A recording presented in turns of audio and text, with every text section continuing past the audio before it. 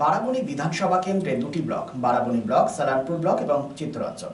বারাবণী বিধানসভা কেন্দ্রে তৃণমূল কংগ্রেসের চতুর্থবারের প্রার্থী বিধান উপাধ্যায়। প্রার্থী বিধান উপাধ্যায়ের সমর্থনে একটি বিশেষ সাক্ষাৎকারে আজ আমাদের মধ্যে উপস্থিত রয়েছেন সালানপুর ব্লক তৃণমূল কংগ্রেসের সহসভাপতি সমাজসেবী ভোলা সিং। সাক্ষাৎকারটি দেখুন শুধুমাত্র এসপিএনে। আসলে যে কোনো যুদ্ধের একজন সেনাপতি থাকে, যুদ্ধে জয়লাভ করার জন্য সেনাপতির ভূমিকা অপরিসীম। বিধানসভা নির্বাচন, বারাবণী বিধানসভা নির্বাচন, হাই ভোল্টেজ নির্বাচন। দুটি ব্লক রয়েছে, বারাবণী ব্লক এবং সালানপুর ব্লক, সাথে চিত্তরঞ্জন।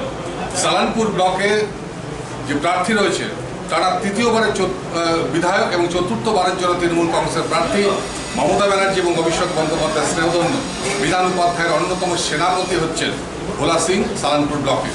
আমরা তার সঙ্গে কথা বলবো, এই যে যুদ্ধ মহরণ, সেই যুদ্ধে কর্মীরা কতটা প্রস্তুত, মানুষের চাহিদা এবং প্রত্যাশা কতটা পূর্ণ হয়েছে এবং মানুষ কি চাইছে, এবং তাদের মূল প্রতিপক্ষকে কেন্দ্রীয় এজেন্সিগুলো, নির্বাচন কমিশন, ইডি, সিবিআই, নাকি সাধারণ মানুষ ও রাজনৈতিক দল।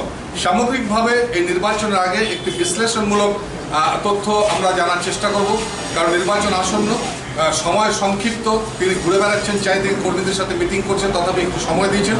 আমরা কথা বলবো তৃণমূল কংগ্রেসের অন্যতম সেনাপতি সালানপুর ব্লকের প্রার্থী বিধান উপাধ্যায় ভোলা সিংয়ের সাথে। ভোলাবাবু, প্রথমেই আপনাকে শুভেচ্ছা জানাচ্ছি এই কারণ তৃণমূল কংগ্রেসের যে লড়াইটা আপনি নেমেছেন, সেই লড়াই আমাদের কাছে যে খবর এখনো পর্যন্ত, যে কর্মীদের মধ্যে একটা প্রবল উৎসাহ উদ্দীপনা সৃষ্টি করেছেন এবং কর্মীরা কার্যত প্রস্তুত এই নির্বাচনে আপনাদের প্রার্থীকে জয়লাভ করার জন্য, এবং মুকুল উপাধ্যায়ের সহযোগিতায় আপনি এই মহারণে নেতৃত্ব দিচ্ছেন সালানপুর ব্লকে। সরাসরি যে প্রশ্নটা জিজ্ঞাসা করব, আজকে আপনাদের মূল প্রতিপক্ষকে এসআইআর কাণ্ডতে মানুষ কার্যত বিভ্রান্ত, লজিক্যাল ডিসক্রিপেন্সি এবং অ্যাডজুডিকেশনের দ্বারা সাপ্লিমেন্টারি কপির যে ভোটার লিস্ট বেরিয়েছে তাতে অনেকের নাম নেই, তারা বিভ্রান্ত। এই বিষয়টাকে কীভাবে দেখছেন? দেখুন, আমি আমার এখানে কোনো প্রতিদ্বন্দ্বিতাকে মানি না।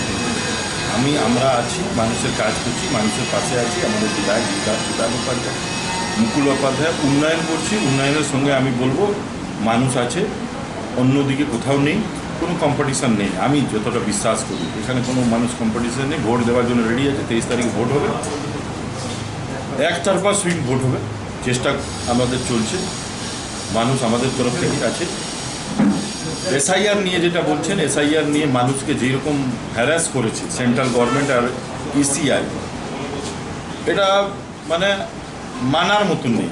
মানুষ কোনোদিন মানতে পারবে না। যেরকম আমাকে যার ভোট নিয়ে, পাবলিকের ভোট নিয়ে আজ অত বড় গদ্দিতে বসেছে বিজেপি পার্টি, ও আজ আমাদেরকে প্রমাণ চাইছে কি আমরা ভারতীয় না বাংলাদেশি। আমাকে প্রমাণ দিতে হবে, আবার 1 মাসের 2 মাসের মধ্যে দিতে হবে। এটা কোনোদিন কোনো পাবলিক মানতে পারবে না। এখনই আপনি জাস্ট একটু আগে দেখলেন প্রচুর লোক এসেছিল যার নাম ডিলিট হয়ে গেছে। আমরা ওদের ট্রাইব্যুনালে আবার আপিল করছি, চেষ্টা করছি মানুষের পাশে দাঁড়াবার। দেখবেন এসআইআরে যখন লাইন ছিল না, এই বিজেপি নেতাগুলো হাসছিল, ভালো করেছি লাইনে লাগিয়ে দিয়েছি। আমি তো জিজ্ঞাসা করতে চাইছি ইএসআইকে আর বিজেপি নেতাকে, কতটা রোহিঙ্গা বেরোলো, প্রমাণ দিক, প্রমাণ আমাদের দিক। বিজেপির ইএসআই প্রমাণ না দিলে কিছু করার নেই। প্রমাণ ওদের কাছে নেই, তো করে দিবে। ওরা তো জেনে বুঝে কাটছে নাম, যত নাম কাটতে পারবে আমাদের ভোটার কমবে, এই চেষ্টা। ওদের ভোটার নেই, তো ওদের বুথের কর্মী নেই, ভোটার নেই। তো আমাদের যতই কেটে দিই, যতই করে দিই, মানুষ জোড়া ফুলকে ভোট দিবে। আবার বিধান উপাধ্যায় এখানে জিতছেন আর দিদি সরকার গঠন করছেন আমাদের। বলেও বিজেপির পক্ষ থেকে বলা হচ্ছে সাধারণ মানুষকে যে আমরা যদি ক্ষমতায় আসি, লক্ষ্মীর ভাণ্ডারের বিকল্প অন্নপূর্ণা ভাণ্ডারে 3,000 টাকা, 1,20,000 টাকা আরবান অঞ্চলে, রুরাল অঞ্চলে যে 1,20,000 টাকা আপনারা আবাস যোজনা দিচ্ছেন, সেটা 3 লক্ষ টাকা দেওয়া হবে। কি বলবেন? দেখুন, মিথ্যা ওদের কাজই আছে বলার। বিজেপি পার্টিটা টোটালি মিথ্যা, এক টপ টু বটম পর্যন্ত সবাই মিথ্যাবাদী, কেউ সত্যি বলে না। 3,000 আগার দেওয়ার থাকতো, লক্ষ্মী ভাণ্ডার, আমাদের দিদির প্রকল্পটাই নাম চেঞ্জ করে করে স্টেটে লাগু করেছে। ওটাও লাগু করেছে কীরকম, দিল্লিতে 1 বছর ভোট হয়ে গেল, আজ পর্যন্ত ওই যে অন্নপূর্ণা না কী বলছে, ওদের কী ভাণ্ডার আছে না জানি না, আজ পর্যন্ত একটাও মহিলা পেয়েছে? ভোটটা তো নিয়ে নিয়েছে। বিহারে কি করলো, 10,000 করে অ্যাকাউন্টে ঢুকালো, বুলডোজার চালিয়ে দিল, আবার 300 করে ইন্টারেস্ট ওর থেকে নিচ্ছে মহিলাদের থেকে, তোমাকে 300 টাকা ইন্টারেস্ট দিয়ে পয়সাটা কভার করবো আমরা। তো আপনি বলুন ওদের ক্যারেক্টারটা একটা স্টেটে আলাদা ক্যারেক্টার, একটা স্টেটে আলাদা ক্যারেক্টার হতে পারে? কোনোদিন ওরা দিবে না 3000 টাকা মানুষকে। শুধু মানে যতটা পারি আমি বোকা বানিয়ে ভোট নিতে পারি। 1 মাস, শুধু 1 মাসও না, 22 দিন, আমাদের এখানে 22 দিন, ধরুন 1 মাস রেজাল্ট আসতে 1 মাস ওরা নজর আসবে। ওই ইন্দুরের বিল থেকে এখন বেরিয়ে আসবে 1 মাস। 1 মাস পরেও কোনো বিজেপি নেতা, কোনো সিপিএম নেতা, কোনো কংগ্রেস নেতা কেউ উঠতে পারবে? পাবেন আমাদেরকে, আমরাই আছি, আমরা মানুষের কাছে আছি, পাশে আছি। আমরা যা পরিষেবাটা দিচ্ছি মানুষকে, কোনো দল কোনো দিন দিবেও না। পশ্চিমবাংলায় তো কোনো দিন দিবে না, যা প্রকল্প আছে আমাদের দিদির দল। ওদের কথাতে আর বিশ্বাস করার, মানুষ আগে বিশ্বাস করতে যাচ্ছে, কিছু লোক বিশ্বাস করছে জানি না, লেকিন আমার মনে হচ্ছে আমি বার্তাটা এটাই দিব, কোনো দিনে বিশ্বাস করো না, একদম মিথ্যা পার্টি। যেটা ঘরের জন্য বলছে ওরা 3.5 লাখ টাকা করে দিবে। বাপের আছে কি, পুদিনার খেতি আছে কি, দিবে কোথায় দিকে দিবে না? অমিত শাহ পুরো দেশটাকে বিক্রি করে পশ্চিমবাংলায় শুধু পুরো দেশের মধ্যে প্রধানমন্ত্রী আবাস যোজনা, আপনি গুগলে সার্চ করলেন, পুরো দেশের মধ্যে প্রধানমন্ত্রী আবাস যোজনা 1,20,000 টাকা আছে। তো আমার পশ্চিমবাংলায় কি হয়ে গেছে কি 3.5 লাখ টাকা দিবে? তো আরও কিছু বিক্রি করতে হবে দেশের মধ্যে, যেরকম বিক্রি করেছে সম্পত্তিগুলো, কংগ্রেসের জামানার সম্পত্তিগুলো বিক্রি করছে, তো বিক্রি করে দিবে, এটাই তো হবে। না হলে কোথাও অপশন কি আছে? প্রধানমন্ত্রী আবাস যোজনা 1,20,000 আছে, আমাদের দিদি বাংলা আবাস যোজনা চালু করেছে 1,20,000 টাকা, সমান সমান দিচ্ছে। তো কোন বিজেপি নেতা নিজের প্রপার্টিটা বিক্রি করে দিবে? ওটাও ওদেরকে জবাব পাবলিককে চাইতে হবে। কিছু না, মানুষকে শুধু বোকা বানাচ্ছে। আর প্রধানমন্ত্রী নরেন্দ্র মোদী ব্রিগেডের সভায় আপনাদের বিরুদ্ধে তোষণের রাজনীতির অভিযোগ করে তিনি বলেন তুষ্টিকরণের রাজনীতি করছে তৃণমূল কংগ্রেস পশ্চিমবাংলায়। কি মনে হচ্ছে, বিভাজনের রাজনীতি থেকে প্রকট হচ্ছে সংসদীয় রাজনীতিতে পশ্চিমবাংলার ইতিহাস? দেখুন, আমাদের এখানে কোনো বিভাজন নেই, আমরা এখানে একজুট হয়ে আছি। হিন্দু, মুসলিম, শিখ, ইসাই, খ্রিস্টান সবাই মিলে একজুট হয়ে এখানে আছি, একজুট হয়ে ভোট দেওয়ার জন্য রেডি আছি। দিদির সত্যতার উপরে ভোট হবে। একা দিদি 294 সিটে দাঁড়িয়ে আছে, ঠিক আছে। অভিষেক ব্যানার্জি আছে আমাদের অভিভাবক, উনার সাংগঠনিক যে কাজটা আছে ওই হিসাবে আমরা সব কর্মীগুলো রেডি আছি, মানুষ রেডি আছে ভোট দেওয়ার জন্য। পুরো পশ্চিমবাংলায় বারাবানি নিয়ে মানুষ ভোট দিয়ে বিপুল ভোটে জিতাবে, আবার বিপুল সিটে আমরা জিতব।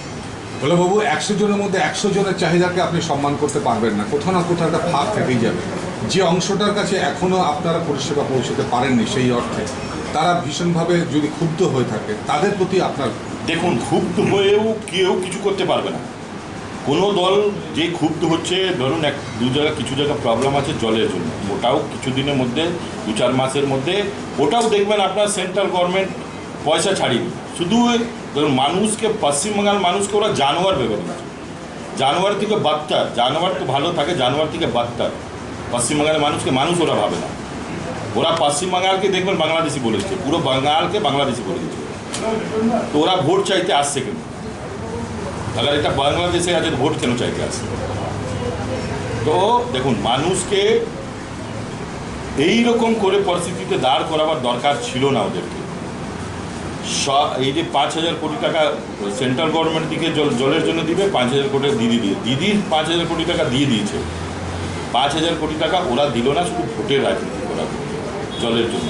এবং ওটাও দিদি এখন দিবে, দিয়ে পুরো জলের কানেকশানগুলো চালু করাবে, রিসেন্ট চালু করাবে। 100 দিনের কাজে টাকা বন্ধ করে দিয়েছে সেন্ট্রাল গভর্নমেন্ট, প্রধানমন্ত্রী আবাস যোজনা টাকা বন্ধ করে দিয়েছে, স্বাস্থ্য খাতে টাকা বন্ধ করে দিয়েছে। এর পাশাপাশি ইডি এবং সিবিআই এবং রয়েছে কেন্দ্রীয় নির্বাচন কমিশন। সামগ্রিকভাবে বিজেপিকে একটা পরিকল্পনা মাফিক পশ্চিমবাংলায় একটা এগাতে চাইছে, যেখানে ক্ষমতা দখল করার জন্য চূড়ান্ত স্তরেও যাওয়া যেতে পারে। ও কোনো স্তরে যেতে পারে। বিজেপি পার্টি এইরকম দোগলা পার্টি আছে, কোনো দিন কোনো রকম পরিস্থিতিতে যেতে পারে। সিধা কথা একটাই বলছি, আপনি দেখুন ভিডিওদের ট্রান্সফার করে দিচ্ছে, আপনার পুলিশদের ট্রান্সফার করে দিচ্ছে। ঠিক আছে, ট্রান্সফারের ইএসআই প্রসেস আছে, করুন। আমার কথাটা ওই ট্রান্সফার করে পাবলিক আপনাকে ভোট দিবে, ভোট তো পাবলিক দিবে। ওইটা তো মানুষকে ভাবতে হবে, পাবলিক ভোট দিবে, ইএসআইকে ভাবতে হবে, বিজেপিকে ভাবতে হবে। যতই ট্রান্সফার করে নিক, যতই ইয়ে করুক, আবার ফিরে বাংলাতে টিএমসি সরকার। আপনাকে 5টা স্পেসিফিক পয়েন্ট উল্লেখ করবেন আপনি। প্রার্থী বিধান উপাধ্যায়কে, তৃণমূল কংগ্রেসের প্রার্থী বিধান উপাধ্যায়কে টানা 4র্থবারের জন্য এই বারাবণী বিধানসভার মানুষ কেন আশীর্বাদ করবেন? 5টা পয়েন্ট বলুন। ওনার ব্যবহার, মানুষের কাছে ওনার ব্যবহার কোনোদিন আপনার মুখ দেখে কোনো কাজ করেননি, যে গেছে সবার কাজ করেছেন। সেকেন্ড, উন্নয়ন করেছেন এলাকাতে। থার্ড, গার্জিয়ানশিপ হিসাবে সবার উপরে উনি আছেন, আমাদের এখানে সবার মাথাতে একটু আছেন, মানে সবাইকে দেখছেন উনি ভালোভাবে। যেটা প্রত্যেক বাড়িতে দেখবেন কোনো অসুবিধা হলে মানুষ ওনাকে ফোন করছে, ওই বাড়িতে আমাদের কর্মীগুলো জানছে না, বাড়িতে হেল্প করতে যাচ্ছে। এইরকম পরিস্থিতিতে উনি কাজ করেন, আর কর্মীদের উপরে ভরসা আছে উনি ভালো। কি চাই আর সালানপুর উন্নতির জন্য, যেটা বিধান উপাধ্যায় জেতার পর আপনারা চিন্তা করছেন যে এটা করবো, এখন বাকি আছে একটা? আমাদের জলের কিছু প্রবলেম আছে, ওটা প্রবলেম সলভ করবো, আর কিছু বাকি নেই। দেখুন, মানুষের চাহিদা থাকবে, একদম চাহিদা আমাদের কাছে ওরা বলবে, আমরা সলভ করব, চেষ্টা করছি যতটা পারবে। টুকটাক কোথাও রাস্তা বাকি আছে, ইয়ে আছে, এইরকম কোনো কাজ নেই যে পালাতে হয়নি। আপনি আজকে বিজেপি নেতা যে এখানে টিকিট পাক, জানি না কে পাবে, যে পাক, ও যেখানে দাঁড়াবে দিদির উন্নয়ন, বিধান উপাধ্যায় উন্নয়নের উপরে দাঁড়িয়েও ভাষণ দিবে। আমি এটা চ্যালেঞ্জ করে আপনাকে বলি, যেখানে দাঁড়াবে ও, যে পাড়াতে দাঁড়াবে, দিদির উন্নয়ন, বিধান উপাধ্যায়ের উন্নয়নের উপরে দাঁড় হয়ে কথা বলবে। সিন্স 1999 দীর্ঘ 25 বছর ধরে অভিনব গিনি হাউস মানুষের সাথে, মানুষের পাশে। অভিনব গিনি হাউসে রয়েছে সোনা, রূপো ও হীরের আধুনিক ডিজাইনের হালকা ও ভারী গহনার বিপুল সম্ভার। আপনার বাজেটের মধ্যেই অভিনব গিনি হাউস আপনাকে দেবে এক উষ্ণ পরিষেবা।